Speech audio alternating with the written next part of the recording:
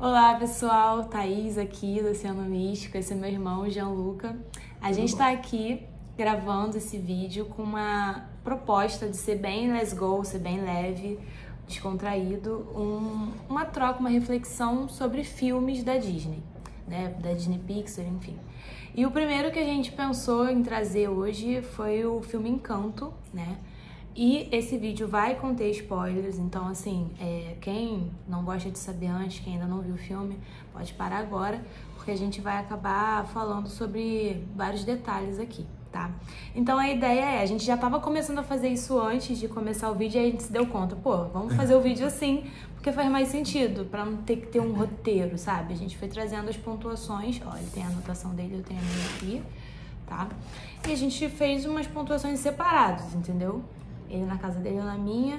E aí a gente vai trocar aqui o que a gente percebeu, o que a gente entendeu. Vai, quer começar? Vou falar primeiro, por que a gente escolheu meio que fazer isso. A gente percebia que essas animações, assim, que em teoria são infantis, além de serem muito divertidas e, muito fantásticas no sentido literário, de gênero da palavra, né? Que traz essa coisa, do mundo mágico, das coisas que não são reais, em teoria, né? Elas têm muito conteúdo, assim, por trás, e a gente sentia que, isso atraía muito a nossa atenção e despertava muitos debates entre nós, assim, no dia a dia, assim, muitas conversas, e a gente ficava assim, caraca, que loucura! E sempre estimulou uma troca muito legal e expansiva entre nós dois. Era sempre um tema muito legal, além de ser um repertório, assim, de memes muito bons, né? entre a gente. Quem conhece a gente sabe que a gente fica se comunicando através de memes de animações, assim, infantis.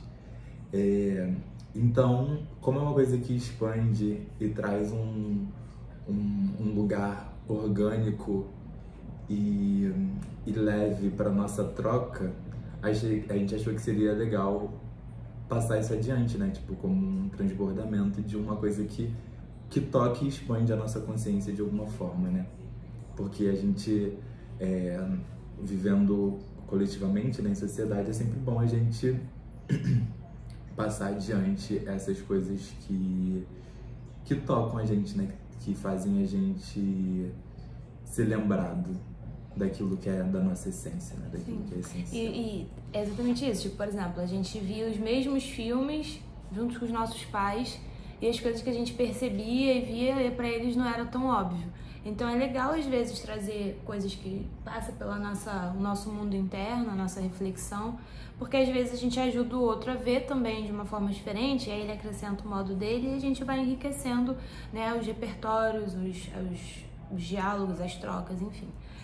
E aí vamos começar falando mais ou menos a sinopse do filme, pra quem, né?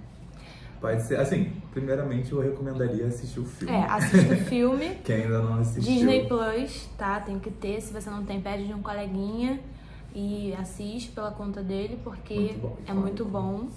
E basicamente o filme fala de uma família, né, que tem a matriarca da família, que é a abuela, e que viveu um trauma no passado, ficou lá sem o marido com os 3 filhos para criar, e a família começou a partir dela ali, e os filhos tiveram filhos e por aí foi, né? E dentre essa família, tirando a abuela e a Mirabel, todas essas pessoas têm um dom.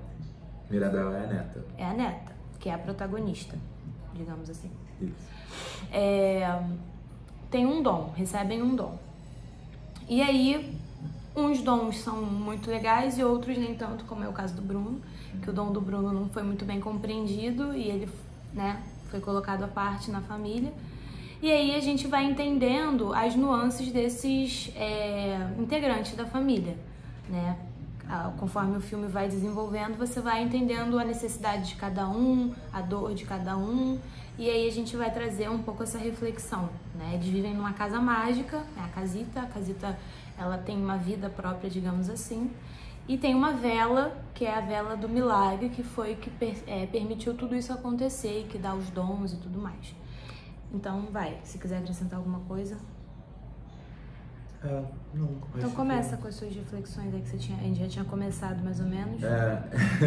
Eu gosto de falar que essas animações, assim, de modo geral, e principalmente essa, é uma alegoria muito, muito importante de processos psicológicos, assim, que acontecem, né?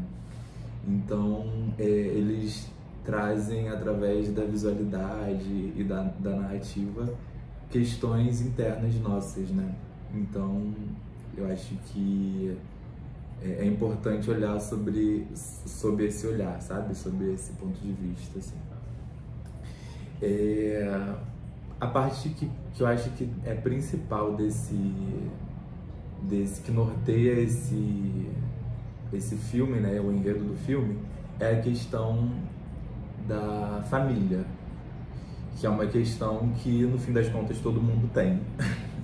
Porque todo mundo tem família. E se tem família, tem questão. Porque são muitos ramos, né? São muitas conexões ali que você tem, são muitas heranças. Muitas tramas. Muitas tramas, esse lugar que eu queria chegar. Muitos nós e muitas tramas. Porque você tá ali, você é resultado da junção de 2 pessoas, que foram resultado da junção de 4 pessoas, e assim vai sucessivamente. E o principal desse filme é isso, as questões da família e como tornar elas um pouco mais maleáveis e um pouco mais vivas, não tão rígidas. Essa questão do dom é uma coisa que é esperada pela família, então é uma expectativa que tem da família em relação a quem nasce, é que tenha um dom. A alegoria do filme é que o dom é a expectativa da personalidade boa, né? Tipo, os pais esperam que a gente tenha tal comportamento, ou seja, de tal forma, então a expectativa é essa. E uma das primeiras anotações que eu fiz aqui é uma cena do Antônio, que é um primo da Mirabel, que ele tá prestes a passar pela cerimônia do dom, que é de abrir a portinha lá e ganhar um determinado dom. E o quão essa cena, tipo, é muito interessante assistir o filme, porque você vai ver através da imagem e daquela construção que eles fizeram ali, como é realmente a sensação de uma criança que passa por esse processo, né, de socialização familiar. Porque eles colocam um holofote nele, assim, ele tem que atravessar o caminho sozinho, assim, passando no meio das pessoas. Ele é uma criança. E aquilo ali, tipo, tem um peso muito surreal. E no caso dele, um peso ainda maior porque a Mirabel não conseguiu. Isso, a Mirabel, que foi antes dele a passar por essa cerimônia, não adquiriu um dom. E ele tá lá sozinho, tanto até que ele pede a ajuda dela para poder atravessar com ele, e fica esse medo de, tipo assim, será que ela tá levando ele até lá, vai influenciar no processo dele de não conseguir também um dom, enfim. E ele se sente ali muito num lugar de uma obrigação, sabe? Com a família, a gente esbarra muito nesse lugar, assim, que leva a uma outra coisa que eu anotei, tipo, da gente ter um instinto natural de querer pertencer e honrar aquele lugar que foi o nosso primeiro acolhimento, né? Que é a nossa família. Depois que o lugar do nascimento, assim, quando você nasce, é um baque muito forte. Porque você está super confortável lá, quentinho, se alimentando, tendo tudo muito assim, a seu dispor. Conexão com a fonte também, né? A criança, o espírito da criança encarnada na criança, digamos, tá muito fresco desse lugar de onde ele veio, né? Do antes. Então, já ter um corpo já é uma limitação danada, né? Você ter um corpo já te limita muito. E aí depois vem as outras limitações, não pode, não faz, não deve, não pode, né? E aí vai sendo cada vez mais forte isso, incisivo, né? Limita, mas num primeiro momento, mas expande também, porque a sensação através do corpo é outro tipo de experiência também, né? Então, aí entra em outras questões também. São vivências diferentes. Quando você quando você faz parte de uma conexão com a fonte no nível mais etérico da coisa, você tem menos limites em relação ao espaço-tempo, digamos assim. Quando você vem pra cá e tem o seu corpo te permite vivenciar coisas que só a nível mental você não conseguiria. Então é aquele negócio perde-ganha, ganha e perde, né? Sim. O tempo inteiro. Mas aí fala dessa necessidade, eu acho que é a âncora de toda a justificativa dessa narrativa, é isso, de que a gente tem esse instinto natural de querer honrar e corresponder àquilo que foi esperado de nós pelos nossos pais, pela nossa família de modo geral, né? Pela cultura familiar, porque é aquilo que a gente entende no nosso corpo. O nosso corpo deve a vida dele, a existência dele é isso. Então é muito natural que ele entenda essa ligação, essa conexão como uma coisa muito vital. Por isso que é um dilema tão forte, porque a gente veio como alma para honrar quem a gente é, mas como corpo a gente tem essa ligação instintiva com tentar corresponder ao que se espera de nós, da nossa família. Então aí que entra o papel fundamental da Mirabel, que é a neta lá que deu problema, né? Que não conseguiu ter o dom, porque ela traz à tona uma discussão que é: por que a gente está tendo que atender a esses lugares que vieram antes da gente? Por que a gente está tentando... Por que a Luísa tem que tá sempre à disposição ajudando? A Luísa é forte pra caramba. A Luísa é a filha mais velha da... Esqueci o nome dela. Também de uma das filhas lá da abuela. Então ela é uma neta da abuela, que nem a Mirabel. E ela é forte, ela tem que corresponder sempre. Ela tem que estar sempre à disposição, e se ela não fizer o que for pedido, não é o suficiente. Ela tá sempre ansiosa, porque ela tem que sempre ajudar o tempo inteiro. Porque isso é o que se espera dela devido a esse dom. A Isabela é perfeita. Ela cria flores e arranjos bonitos e belos. Ela leva beleza e harmonia por onde ela vai, né? Então, se ela não corresponde a essa caixa, a esse papel, a esse formato, ela não pode nem se dar esse luxo, assim. E a Mirabel, por não ter tido esse dom em que colocou ela numa caixa, o que foi ótimo, depois que a gente analisa tudo e vê lá as repercussões, a gente entende que foi ótimo, mas no primeiro momento foi caótico para ela, foi um problema e uma questão para a família, porque não conseguiu fazer esse cercamento, né? Então ela conseguiu deixar correr mais esse processo inteiro dela e investigar mesmo, porque o incômodo dele é interessante nesse lugar de trazer uma curiosidade para a investigação. Sim, ela queria pertencer, né? E aquela fala da avó, né, que quando ela estava para receber o dom dela na cerimônia, né, dela, ela criança, a avó falou assim: não se preocupe, você vai ter um dom tão especial quanto você. E aí chega o momento dela abrir a porta e ela não recebe nenhum dom, ou seja, se ela teria um dom tão especial quanto ela, se ela não recebe, então ela não é especial. Então ela não se sente pertencente à família, que todo mundo tem um dom, menos ela. E segundo, ela começa a duvidar do valor que ela tem. Se eu não tenho um dom, eu não tenho um valor, né? E aí a gente pode fazer essa associação à nossa vida aqui, né? A gente tá sempre associando o nosso valor àquilo que a gente tem capacidade de fazer, né? Às vezes a um diploma, às vezes a alguma habilidade específica, às vezes simplesmente em ser bonito. Sou bonito e tenho um valor porque eu tenho beleza. E aí você começa a se desesperar quando começa a ficar velho. Então, assim, entender que esse valor tem que estar para além dessas coisas externas, né? Dessas convenções sociais, digamos assim. Então, o lance da Mirabel não ter tido isso gerou um incômodo, não tem um valor, não tem um dom, e fez com que ela desenvolvesse, como ele estava falando, outras habilidades, inclusive a habilidade da escuta.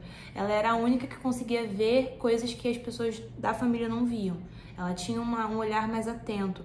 E também essa vontade de pertencer fez ela querer descobrir mais, né? Porque aí, querer ser especial, querer ser salvadora, que também é uma coisa que acontece muito quando a gente não se sente valorizado.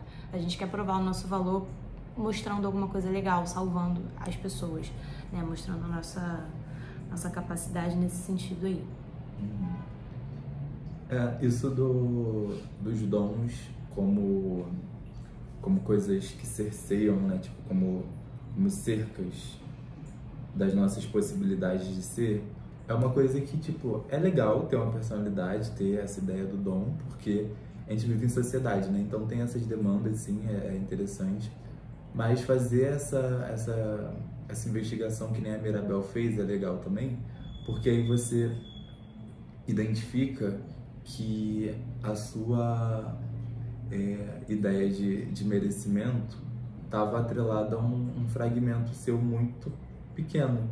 Ou seja, se eu tenho esse dom, tem até uma frase que eu não sou nada se tirar meu dom, que fala no filme essa frase. Então, tipo assim, ela entende que ela não tem lugar na família, nem no, na sociedade, na vila. Ela não tem um ancoramento se ela não tiver essa personalidade, que é o que faz ela merecer ser amada, ser reconhecida, ser incluída. Então é interessante fazer. E qual foi a reverberação da Mirabel não ter tido esse lugar de ancoragem, assim, que é o dom? Quais foram os recursos que ela desenvolveu por não ter tido essa ancoragem e quais foram as expansões que ela permitiu para outras pessoas que estavam somente nessa ancoragem, né? Então é legal observar isso também. Sim, ela justamente por não ter tido essa padronização aí de ter um dom igual a todo mundo, foi através dela que as pessoas da família que estavam presas nessa caixinha do dom conseguiram... A gente tem um gato que se chama Dom. Conseguiram colocar pra fora. A Luísa reconheceu que estava com medo de ser fraca, né? Tem até uma parte na música que ela fala: se eu não sou generosa, me sinto ociosa. Tipo, eu me identifico muito com esse lugar, porque assim, no casamento da minha mãe e do meu pai, eu fui a primeira filha.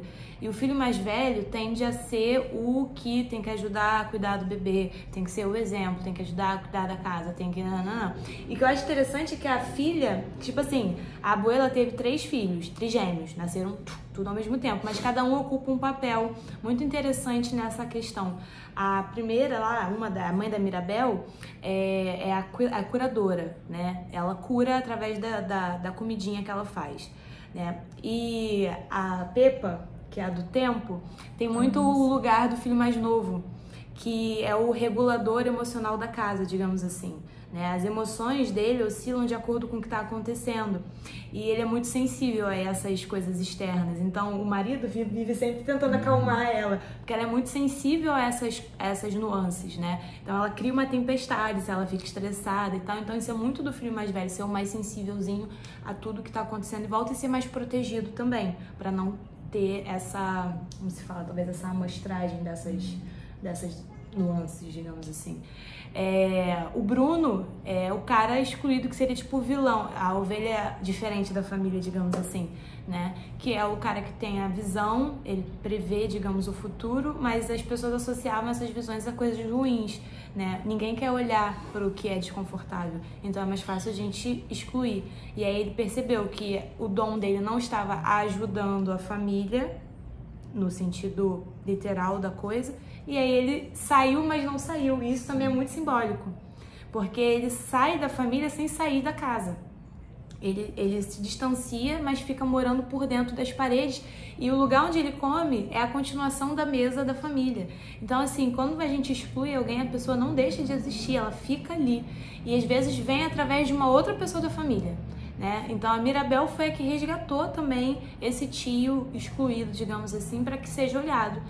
Quando uma pessoa começa a mudar, todo o padrão familiar também vai se movimentando e se modificando, né? Então isso foi muito interessante. Totalmente.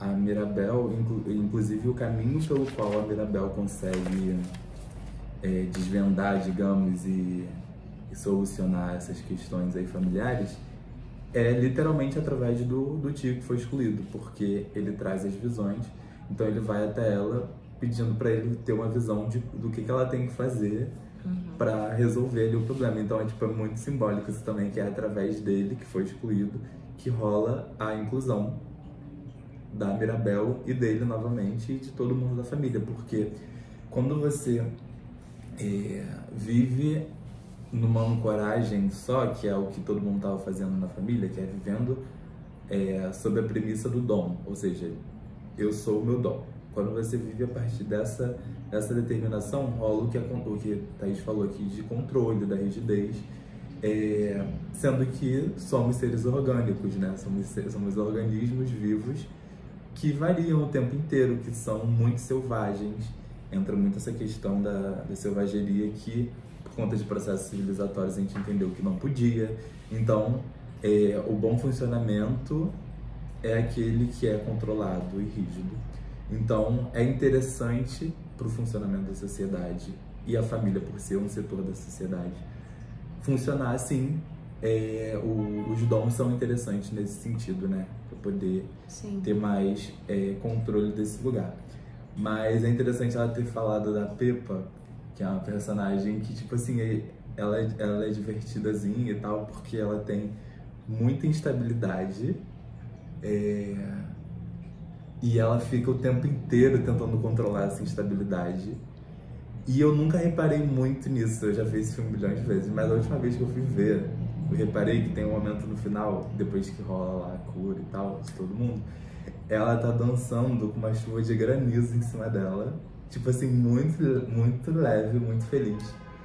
Que antes ela só podia estar feliz, até me emociona um pouco, ela só podia estar feliz se ela tivesse com o sol nela, se o tempo tiver, porque a emoção dela transforma o tempo perto dela, assim.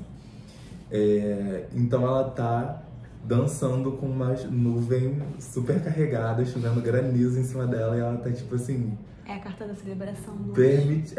Permitindo muito aquele momento. Isso é muito, muito simbólico pra mim, porque rolou essa liberação desse controle, dessa rigidez. É exatamente o que a Mirabel veio representar. Ela, depois que ela conversa com cada integrante assim da família em busca de solucionar esse problema, porque o problema concreto era a casa estava rachando, ficando com rachaduras, e o milagre estava em perigo, e a vela, que representava o milagre, estava ficando meio que com um fogo meio fraquinho, tipo, prestes a apagar. Então ela começa a querer ir atrás disso porque ela acha que ela é a culpada disso. E ela vai conversando com esses integrantes da família, que representam a fragmentação, porque cada integrante não estava podendo ser inteiro, quem era por inteiro. E a casa representava isso. E agora me veio aqui uma analogia com a carta da torre no tarô. O arcano da torre fala muito sobre essa ruptura com estruturas que não são verdadeiras, romper com ilusões, né? E realmente a casa foi abaixo. Mesmo todo mundo abrindo o coração, todo mundo entendendo, deixando vir à tona, fazendo as curas internas, a casa não podia ser a mesma, porque era uma estrutura antiga. Então ela foi toda desmoronada, veio abaixo, o que causou muita dor, porque quando a carta da torre vem, as pessoas fazem...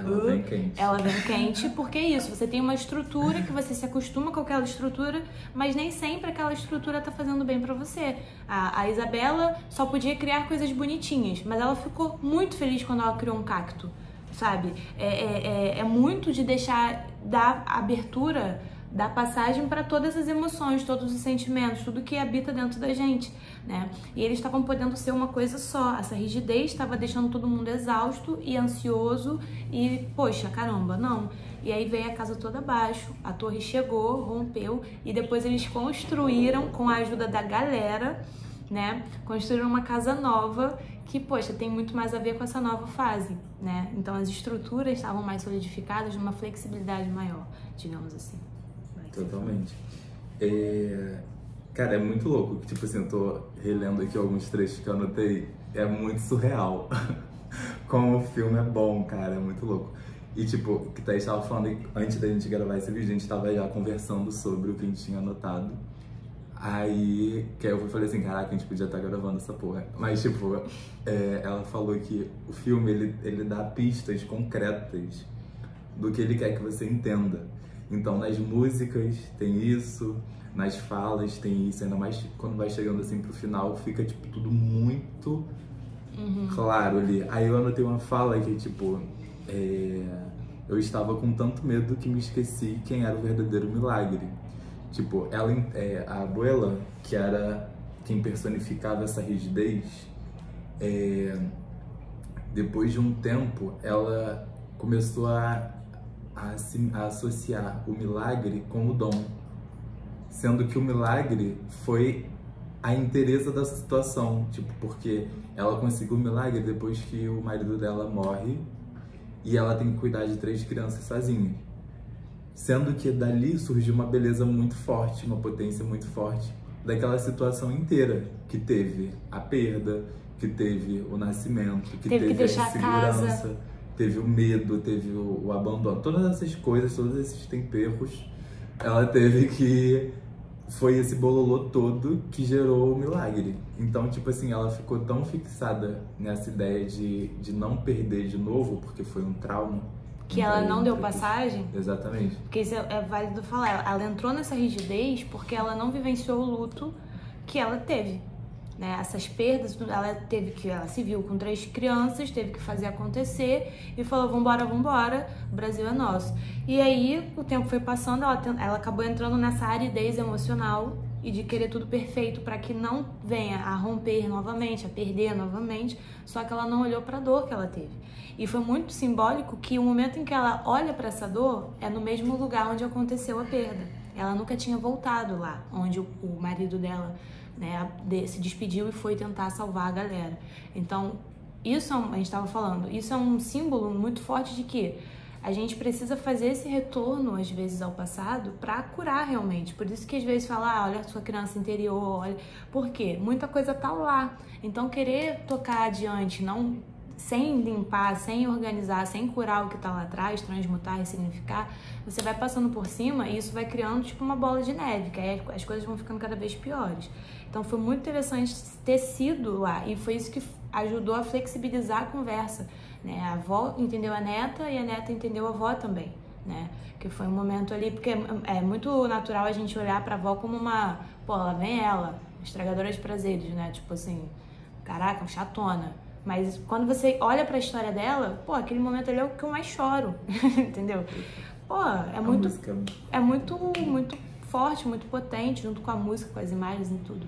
Então, assim, é muito bonito ver que através da exposição da dor, da vulnerabilidade, você se permitir olhar pro que te feriu, você também consegue entender que dali vem a sua força mais potente também. Né? Se a gente parar para olhar na nossa vida, cada um olhando para sua vida aí, onde doeu mais foi onde você tirou mais, provavelmente, força para continuar, para se ressignificar. Né? Sim, essa coisa do olhar para o passado é interessante, assim, porque eu anotei aqui que nesse processo todo, assim,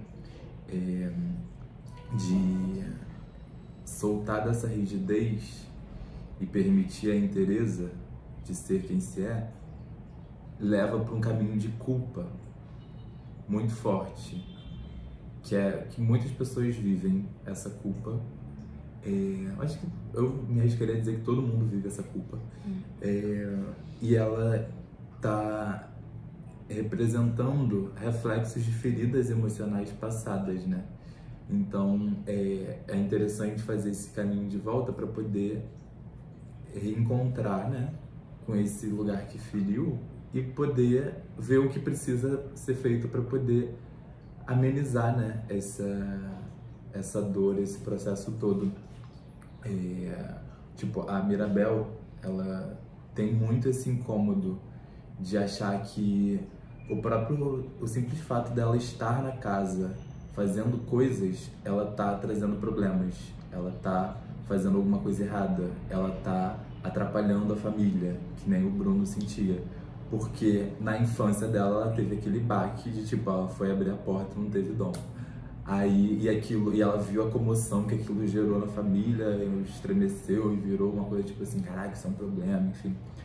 Então, ela ter encontrado com o passado da abuela para entender o que foi que feriu ela, da onde vem o que feriu ela, ajuda a ir desembolando esses nós familiares, né? Tipo, que é o que vai criando esse bololô todo nas pessoas.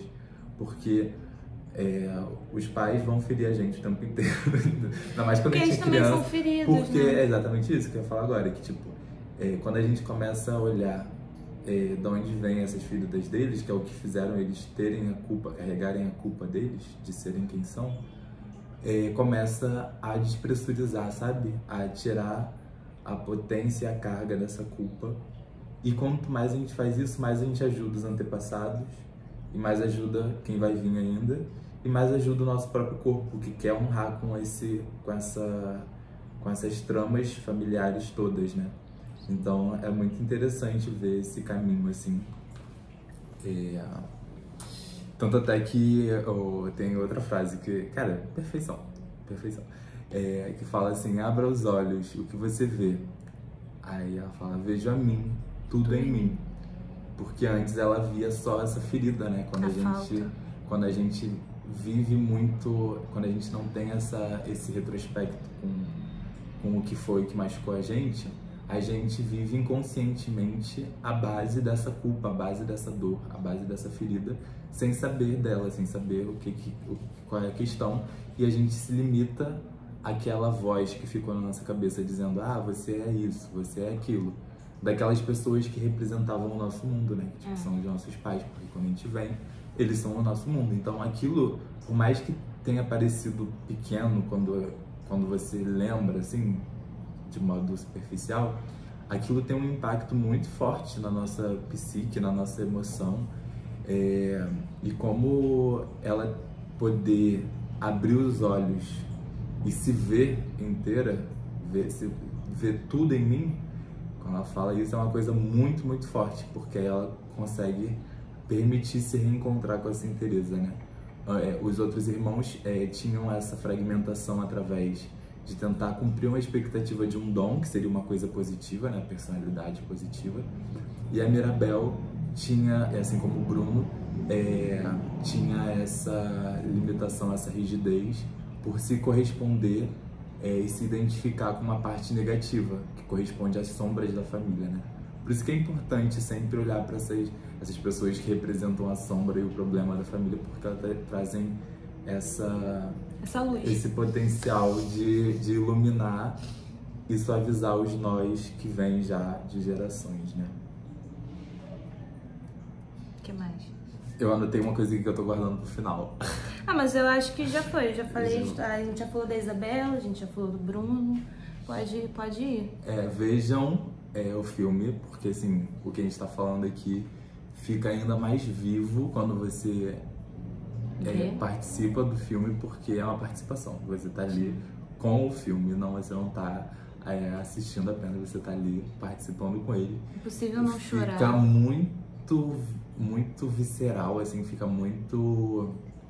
Fica um contexto ali mesmo, em que você fica imerso ali naquela parada. Quantas vezes a gente também não faz... Tipo assim, eu me encaixo muito na Mirabel, naquele trecho que o Antônio ganha o dom, todo mundo vai fazer uma foto, exclui ela, e aí ela começa a cantar: só queria fazer você me enxergar, abro o olhar. E aí ela olhando pra avó, e a avó rígida, olhando pra frente, perfeição, rigidez, papá. Quantas vezes a gente não fica fazendo coisas na nossa vida e tentando alcançar coisas na nossa vida para ser visto, ser reconhecido pelos nossos pais ou pela pessoa. No caso dela, os pais apoiavam muito a Mirabel, né? Queriam muito fazer ela se sentir especial. Mas no caso dela, ela queria o reconhecimento da avó. A figura nutritiva era a avó. Então ela queria isso, ela não tinha essa visão, ela não se sentia vista pela avó, mesmo a avó estando ali. Então ela não se sentia vista. Então quantas vezes a gente não se sente visto por alguém que a gente admira ou que a gente entende como uma figura importante para nossa vida, e a gente faz coisas para ter esse reconhecimento, não faz pela gente, faz para ter esse reconhecimento, né? Então vai. É muito bom que, tipo assim, a gente tem uma conexão muito louca, ainda mais quando é nesses lugares assim. E o que eu tava guardando pro final era justamente, tem relação com essa... Ah tá, achei que eu estraguei o seu final. Não, com essa foto, quando ela vai cantar essa música e tal, porque são tiradas duas fotos. Essa, quando o Antônio ganha o dom, em que ela tá excluída e que tá todo mundo posando pra foto, e é uma foto muito lisa e retocada e bela. E tem a foto do final, que é tipo assim, tremida, e mó bagunça, assim, tipo, a galera, tipo, é muito bagunçado. Muito vida, né? Muito tremido, é uma coisa assim, muito assim, se você for olhar e falar assim, caraca, que foto, nada a ver. Só que tipo... Ficou ruim. Ficou ruim. Aí é que tá, o dom é o bom, né? E o ruim é esse lugar inteiro e completo que a gente não pode mostrar em teoria, né? A gente foi ensinado a não poder mostrar. Mas que foi o momento de maior plenitude. Plenitude traz a ideia de inteiro, né? Que a família viveu essa foto, assim, eu reparei também nessa última vez, eu nunca tinha reparado. Então é interessante ver várias vezes também. Que essa foto, assim, é muito, muito, muito representativa. Tipo assim, é um símbolo desse recomeço em que as interezas e o ser por completo de todos os participantes ali estava sendo considerado. E a reintegração, né? Então a Mirabel aparece, o Bruno aparece na foto, todo mundo ali está sendo representado naquela imagem. Surreal. É a perfeição. Enfim, então acho que é isso, né? Já quase 40 minutos de vídeo. Eu acho que a gente trouxe alguns pontos interessantes. Se você já viu o filme, veja de novo agora olhando pra isso. Se teve mais alguma percepção, fala aqui com vídeo. Compartilha com a gente aqui nos comentários, que a gente vai gostar de saber. E se quiser sugerir o próximo filme a gente não necessariamente vai fazer o que você sugerir, mas se você quiser sugerir o próximo filme pra fazer a análise, a gente também vai aceitar aqui recomendações, tá bom? É isso, gente. Espero que vocês tenham gostado. Até a próxima. Beijo.